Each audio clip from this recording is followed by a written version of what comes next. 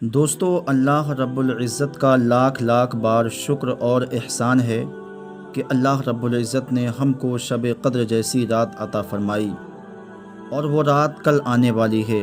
دوستو، اس رات کی بہت زیادہ فضیلت ہے۔ روایت میں آتا ہے کہ شب قدر میں سدرۃ المنتہا کے فرشتوں کی فوج حضرت جبریل علیہ السلام کی سرداری میں زمین پر اترتی ہے، اور ان کے ساتھ 4 جھنڈے ہوتے ہیں۔ ایک جھنڈا حضور صلی اللہ تعالیٰ علیہ وسلم کی قبر انور پر، اور ایک جھنڈا بیت المقدس کی چھت پر، اور ایک جھنڈا کعبہ مقدسہ کی چھت پر، اور ایک جھنڈا طور سینا پر لہراتے ہیں۔ اور پھر یہ فرشتے مسلمانوں کے گھروں میں تشریف لے جا کر ہر اس مومن مرد و عورت کو سلام کرتے ہیں جو عبادت میں مشغول ہوں، مگر جن گھروں میں بت یا جاندار کی تصویر لگی ہوئی ہو، یا کتا ہو، یا جن مکانوں میں شرابی یا خنزیر کھانے والا یا ناپاکی کا غسل نہ کرنے والا، یعنی جس مرد یا عورت پر غسل فرض ہو یا بغیر کسی شرعی وجہ کے اپنی رشتہ داری کو کاٹ دینے والا ہو، ان گھروں میں یہ فرشتے داخل نہیں ہوتے۔ ایک روایت میں یہ بھی ہے کہ ان فرشتوں کی تعداد روئے زمین کی کنکریوں سے بھی زیادہ ہوتی ہے، اور یہ سب سلام اور رحمت لے کر نازل ہوتے ہیں۔ ایک اور حدیث پاک ہے جس کو حضرت عبداللہ بن عباس رضی اللہ تعالی عنہ نے بیان کیا ہے۔ اس میں شب قدر کے بارے میں سرکار مدینہ صلی اللہ تعالی علیہ وسلم کا یہ فرمان عالی شان نقل کیا گیا ہے۔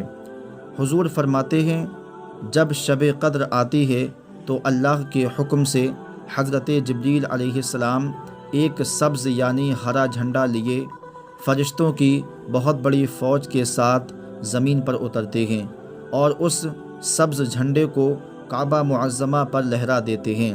حضرت جبریل علیہ السلام کے 100 بازو ہیں، جن میں سے 2 بازو صرف اسی رات کھلتے ہیں۔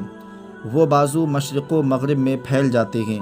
پھر حضرت جبریل علیہ السلام فرشتوں کو حکم دیتے ہیں کہ جو کوئی مسلمان آج رات قیام میں، نماز میں یا ذکر اللہ میں مشغول ہے، اس سے سلام و مصافحہ کرو اور ان کی دعاؤں پر آمین بھی کہو۔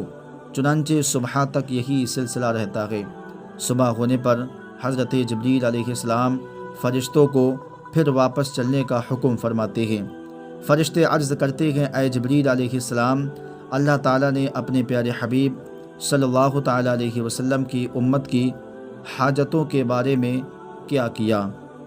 تو حضرت جبریل علیہ السلام فرماتے ہیں، اللہ تعالیٰ نے ان لوگوں پر خصوصی نظر فرمائی، اور 4 قسم کے لوگوں کے علاوہ تمام لوگوں کو معاف فرما دیا۔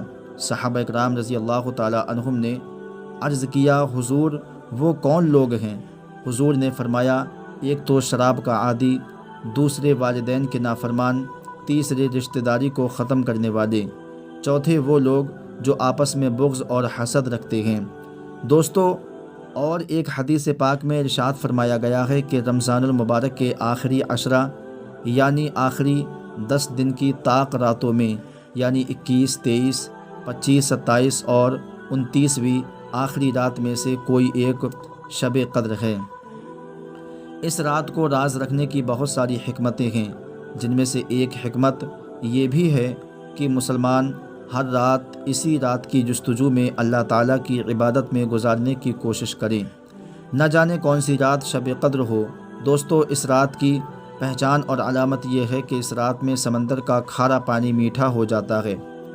ایک روایت ہے، حضرت عبید بن عمران رضی اللہ تعالیٰ عنہ نے کہا کہ میں ایک رات کو بحیرہ قلزم یعنی سمندر کے کنارے پر تھا، اور اسی کھاری پانی سے وضو کرنے لگا۔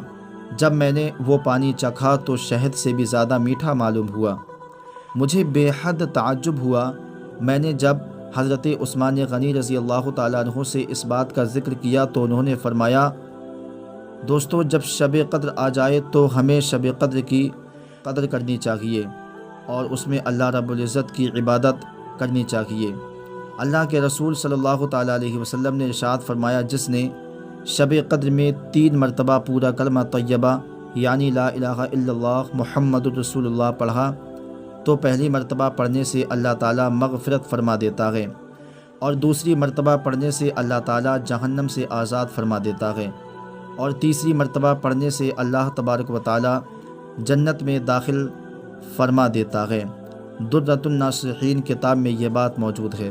سبحان اللہ، کیا ہی شب قدر کا فیضان ہے، اور عمل کتنا آسان ہے، مگر ثواب کے اعتبار سے کتنا عظیم الشان ہے۔ لیلۃ القدر میں آسمان کے دروازے کھلے رہتے ہیں۔ جو بندہ شب قدر میں نماز پڑھتا ہے تو اللہ تعالیٰ اس کو ایک ایک تکبیر یعنی ایک بار اللہ اکبر کے بدلے میں جنت میں ایک ایسا سایہ دار درخت عطا فرمائے گا کہ اگر چلنے والا 100 سال تک اس کے سائے میں چلے تو اس درخت کا سایہ طے نہ کر سکے گا، اور ہر رکعت کے بدلے ایک مکان جنت میں موتیوں، یاقوت و زبرجد کا عطا فرمائے گا، اور ہر سلام پھیرنے کے بدلے جنتی چادروں سے ایک چادر عطا فرمائے گا۔ جس نے شب قدر میں قیام یعنی نفل نماز ادا کی ثواب کی نیت سے، تو اس کے اگلے پچھلے تمام گناہ بخش دیے جائیں گے۔ جو رمضان شریف کی 27ویں رات 27ویں شب میں غسل کرے نماز کی نیت سے، اللہ تعالیٰ اس کے تمام گناہ بخش دے گا پاؤں دھونے سے پہلے۔ جو رمضان المبارک کی 27ویں رات کو زندہ رکھے گا تو اللہ تعالیٰ اس کے لیے 27,000 سال کا ثواب لکھتا ہے، اور اللہ تعالیٰ اس کے لیے جنت میں گھر بناتا ہے جن کی تعداد اللہ ہی جانتا ہے۔ جو رمضان شریف کی 27ویں رات کو زندہ رکھے گا، حضور کا ارشاد ہے، تو میں قیامت کے دن اس کو جنت میں لے جانے کا ضامن ہوں۔ جو شب قدر کو زندہ رکھے یعنی اس میں عبادت میں مصروف رہے تو قیامت کے دن اس کا دل نہ مرے گا، اور اللہ تعالیٰ اس کے تمام چھوٹے بڑے گناہ معاف فرما دے گا۔ جو شب قدر کو زندہ رکھے گا اس کے لیے 100 برس کی عبادت کا ثواب ہے۔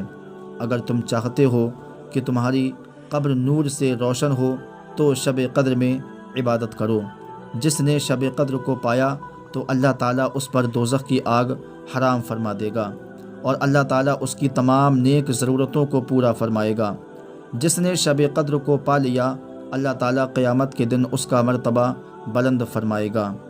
دوستو، اگر ویڈیو اچھی لگی ہو تو ویڈیو کو لائک شیئر ضرور کریں، اور آخر میں گزارش ہے ہمارے چینل کو ضرور سبسکرائب کریں۔ السلام علیکم ورحمۃ اللہ وبرکاتہ۔